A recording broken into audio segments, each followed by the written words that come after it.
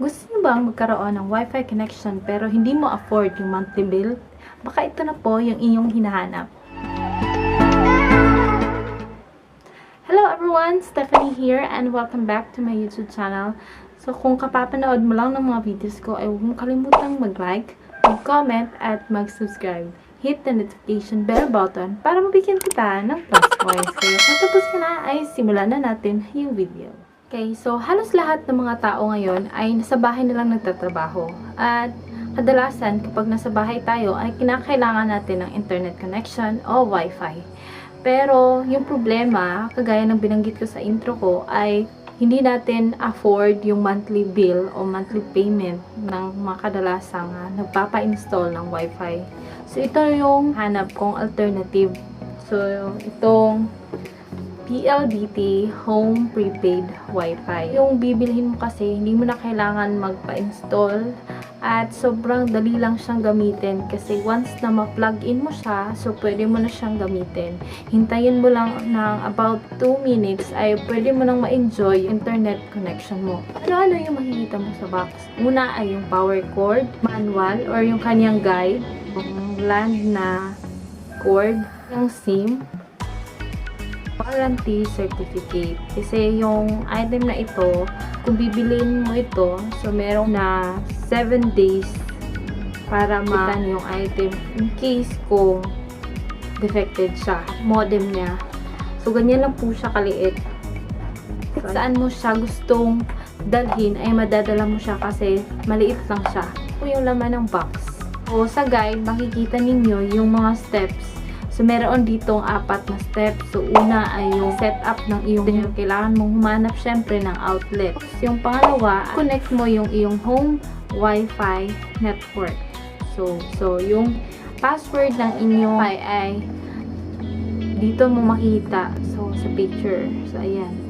So, ang lahat ng mga ganitong Wi-Fi, uniform or unified yung kanyang password. Yung pangatlo, kailangan mong i-open ang Pldt Home Wi-Fi Setting.net para ma-change mo yung password mo. Malagyan mo rin ng username kung gusto mong palitan. Kasi once na hindi mo papalitan yung password, ay talagang marami yung posibleng makakonect ng iyong Wi-Fi. Pang-apat ay kailangan mong i-download yung My Pldt Smart App. So, doon makikita mo kung magkano na yung balance mo at ma-monitor mo yung usage ng iyong Wi-Fi. So, now, let's proceed to the frequently asked question about this home prepaid Wi-Fi. So, nagtanong, malakas ba yung Wi-Fi na to? Okay, so, according sa site nila, ay maabot ng 42 Mbps yung connection niya. So, malakas siya at maaaring umabot ng 5 devices yung pwedeng makagamit nito, so including laptop. So, pero depende pa rin kasi lalaki yung file na i-download mo, mga 2 to 3 na lang siguro ang makakagamit ng device. Next po ay ano yung gagawin para mapalakas yung internet connection niya. Kailangan mong ilagay yung Wi-Fi modem mo sa bintana. So, para mas makakuha siya ng malakas na signal. Or, depende sa inyo, ano yung strategy ninyo. So, kailangan na i-check nyo muna yung internet connection sa inyong lugar para ma-sure na malakas talaga yung signal sa inyo. Or, para di masayang yung binili ninyong Wi-Fi. Yung pangatlo, hindi ka pwedeng makapag-load. So, sa guide, makikita ninyo, so, merong 6 na option. BT stores, sari-sari stores, telco tiyangge, pass-load from a smart or TNT mobile number through Maya or either my Pldt smart app. Pero yung sa akin, mas convenient kapag ako mismo yung naglo-load since loader naman ako. So, kung kayo, kapag meron kayong ganito, mas hassle kasi kung tatanggalin mo pa yung SIM, tapos i-insert mo sa iyong cellphone. Mas better na i-unlink nyo na lang kaagad-agad once na magpa-load kayo sa mga tindahan.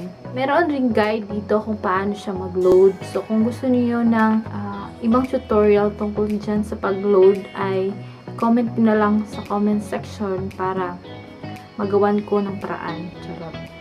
So, yun lang po yung kailangan ninyong tandaan o kailangan ninyong gawin once po na may bala kayong bumili ng mga ganitong prepaid wifi. At syempre po, kung mabibili lang siya kahit saan. So, yung akin, nabili ko siya sa Facebook. So, sa Lazada, 995 lang talaga siya. Pero kasi, sold out at talagang marami ang bumibili ng ganitong wifi. So, yung benta ng iba, nasa 1,999. Worth it naman yung bili ko kasi malakas naman siya at talagang hindi na ako magpo-problema sa pag-upload ng mga videos ko. Para sa mga gustong magkaroon ng ganitong wifi, so kailangan lang nating magtyagang maghanap kasi paubos na ng paubos yung mga ganitong wifi kasi sobra siyang in demand sa panahon ngayon. Okay, so doon lamang po nagtatapos yung video ito. Sana po ay meron kayong natutuhan. Po salamat sa inyong panonood. Kung meron po kayong tanong tungkol sa wifi na ito ay i-comment nyo lang sa ibaba. So maraming pong salamat. Bye!